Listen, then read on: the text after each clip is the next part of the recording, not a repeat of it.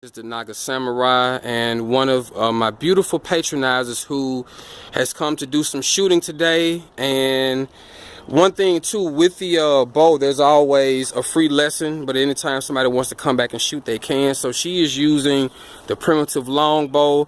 She is at about 31 feet as well, 10 yards to my friends on the other side of the world. And we're going to see her technique, and we're going to see what happens at the target. Nice draw.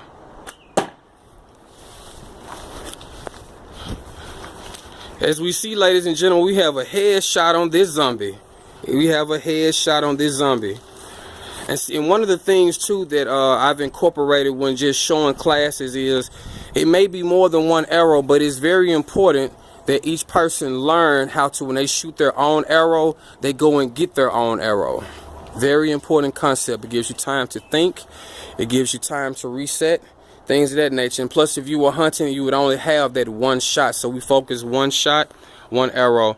Now she has the 56-inch recurve, and she's a left-handed shooter, which I think is cool. So even though I have an arrow rest, and yes, I can put arrow rest on some of these, but she doesn't have the arrow rest on her side. So she has been shooting primitive and natural from the beginning. So she took a few steps back. So right now she is at about 34 feet, 10.5 yards, 10.5 meters to my friends on the other side of the world. So let's take a look at this technique and see what happens.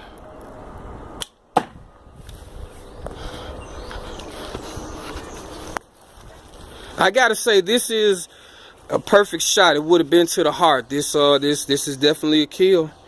And one thing I do want to point out, that as you can see, this is a petite young lady, and she is pulling bows that are at least 40 pounds. The recurve she just shot is at least 45 pounds at full draw. The one that she just shot, that's 45 pounds. She has no problem with it.